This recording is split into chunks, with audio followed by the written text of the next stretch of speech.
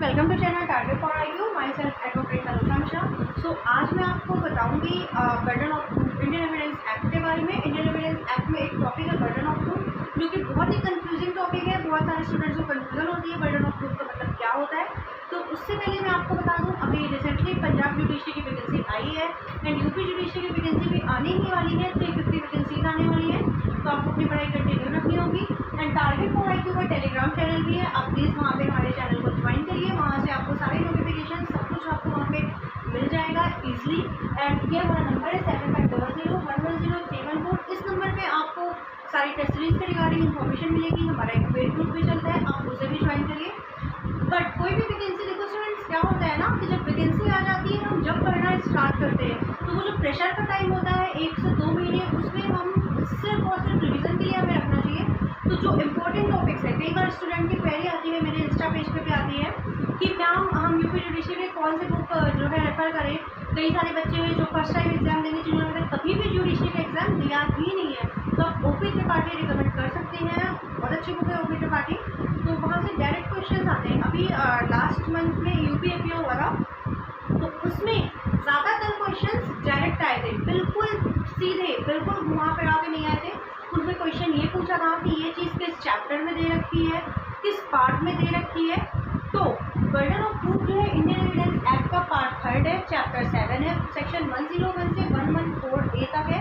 बहुत important chapter है ये। मतलब पूरा ये लगा लो, एविडेंस का जो एसेंस है वो इस चैप्टर में टिका हुआ है। तो बर्डन ऑफ प्रूफ का क्या मतलब होता है? देखो, बर्डन ऑफ प्रूफ 2 तरीके से होते हैं, एक तो होता है सिविल, एक होता है क्रिमिनल। तो सिविल बर्डन ऑफ प्रूफ जो है वो ऑलवेज कहाँ लाई करेगा? ऑलवेज प्लेंटिफ पे लाई करेगा। ये क्वेश्चन आप याद रखना प्री पॉइंट ऑफ व्यू से कि burden of proof always lies on plaintiff. Okay, then civil burden of proof is always lies on prosecution. Now अब आप लोग प्लीज अपने बेयर एक्ट ओपन कर लीजिए। बेयर एक्ट पढ़ने का तरीका मैं आपको बताती हूँ। सेक्शन 101 ओपन करिए। देखिए, मैं आपको सिर्फ बेयर एक्ट पढ़ने का तरीका यहाँ पे बता रही हूँ, रीड करने का।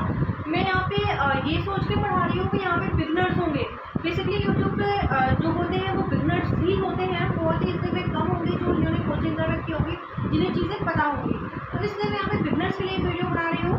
तो सबसे पहले आप अपनी जो बेयर एक्ट पढ़ते हैं तो कैसे पढ़ते हैं? You have desire any court to give judgment as to any legal right और liability dependent on the existence of fact which he asserts, comma, जहाँ पे कॉमा है फिर हम रुकेंगे, हम must prove that those fact exist.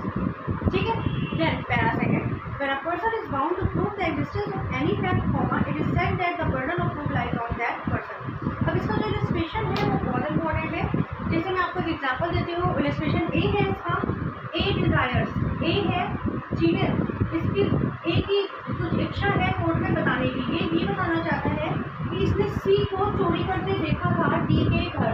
ठीक है, ये ए है, ये बताना चाहता है कोर्ट में कि इसने सी को चोरी करते देखा था डी के घर। तो बर्डन ऑफ प्रूफ किस पे लाई होगा? बर्डन ऑफ प्रूफ ए पे लाई होगा। ए ही बताएगा कोर्ट को, बी को, कि मैंने सी को डी के घर चोरी करते देखा था। और वो कैसे बताएगा? वो उसके लिए कुछ फैक्ट्स लाएगा, कुछ फोटोग्राफ्स लाएगा, कुछ अपने आप को प्रूव करने के लिए उसे कोई ना कोई एविडेंस कोर्ट में प्रेजेंट करना ही होगा।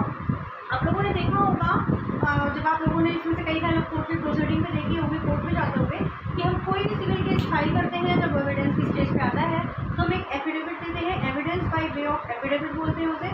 वो इसलिए ही हम देते हैं कि हमने जो फैक्ट्स लिखे हैं वो बर्डन ऑफ प्रूफ हम पे लाई करता है, हम उस चीज़ को प्रूव करेंगे। Hope you better understand.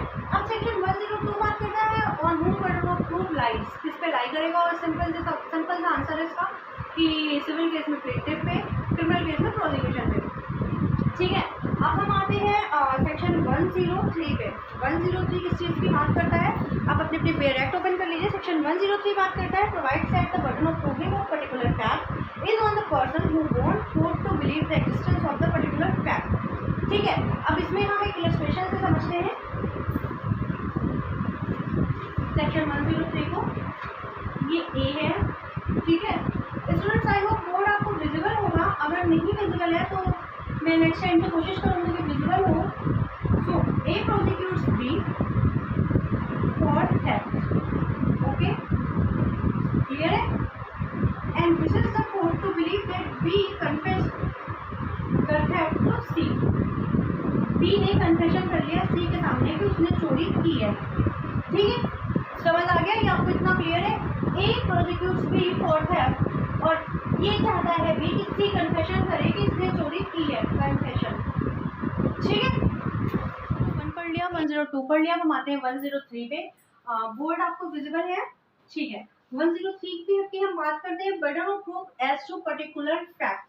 ठीक है, अब सबसे पहले तो आप ये जान लो, एक प्री का क्वेश्चन मैं आपको यहाँ पे क्लियर कर देती हूँ कि जो nature of burden of proof, सबसे पहले आप ये जानो यहाँ पे nature of burden of proof कैसा होना चाहिए। Nature of burden of proof, ठीक है। तो सेक्शन 101 के according nature of burden of proof is permanent. आपसे क्वेश्चन कई बार पीटी में पूछा जाएगा कि nature of burden of proof is permanent कहाँ दे रखा है, सेक्शन 101 में, परमानेंट सेक्शन 101 में।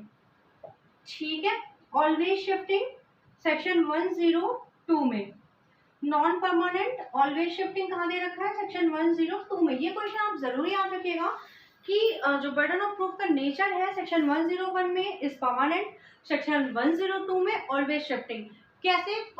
इन civil case burden of proof always lies on plaintiff which says section 101, and burden of proof always lies on prosecution which says section 102।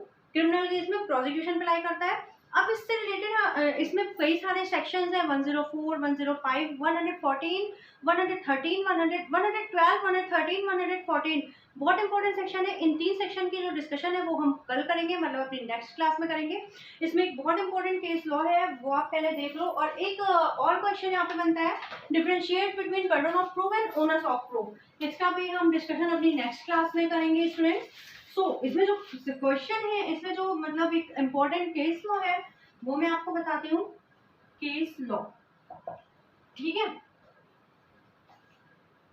State of AP versus Vasudev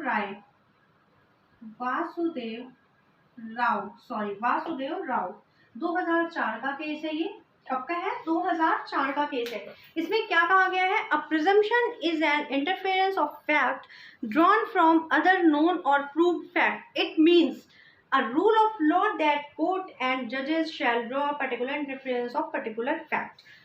ठीक है, इसमें presumption की बात की गई है। प्रिजम्पशन कहाँ दे रखा है? सेक्शन 4 इंडियन एविडेंस एक्ट में दे रखा है। Presumptions may presume, shall presume, conclusive proof, not proof, disproof. तो इसकी ये भी डिस्कशन हमारे, ये वीडियो हमारे चैनल पे ऑलरेडी पड़ी हुई है, डली हुई है, आप देख लीजिएगा। एक केस और बहुत इंपॉर्टेंट है जो कि सेक्शन 113B पे है, जो कि हम जब 113A, B, 114, 112 पढ़ेंगे, जब हम पढ़ेंगे।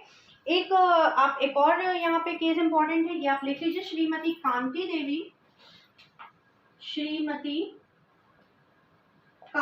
देवी वर्सेस पोशीराम। श्रीमती कांति देवी वर्सेस पोशीराम। इसमें सुप्रीम, ये भी हमारा सेक्शन 112 से इम्पोर्टेंट है, डीएनए टेस्ट के बारे में है। जब भी बर्डन ऑफ प्रूफ की बात आती है, जब ये क्वेश्चन हमारे पीटी एग्जाम्स में आते हैं, तो ये ऐसे केसेस हमें देखने को मिलते हैं। वहाँ पे state of AP versus Vasudev Rai 2004 का केस है। श्रीमती कांति देवी वर्सेस पोशीराम 2001 का केस है। सो ऐसी ही हमारी वीडियोस को देखने के लिए हमारे इस चैनल को लाइक करें, शेयर करें, सब्सक्राइब करें। हमारे इस नंबर पे आप इन्फॉर्मेशन ले सकते हैं, पेड टूल्स भी चल रहे हैं, आप वो भी ज्वाइन करें। Thank you so much for watching my video. अब हम आगे नेक्स्ट क्लास में पढ़ेंगे सेक्शन 112, 113, 114। इसके बारे में हम पढ़ेंगे, जो कि बहुत इंपॉर्टेंट सेक्शन है। इधर हमारे जो सेक्शन इंपॉर्टेंट है 101, 102, 103, बीच में कोई भी सेक्शन अगर इंपॉर्टेंट होंगे 107, 8, 9, वो हम नेक्स्ट क्लास में पढ़ेंगे। देन उसकी नेक्स्ट क्लास में हम पढ़ेंगे 12, 13, 14। Thank you so much for watching my video. Thank you so much.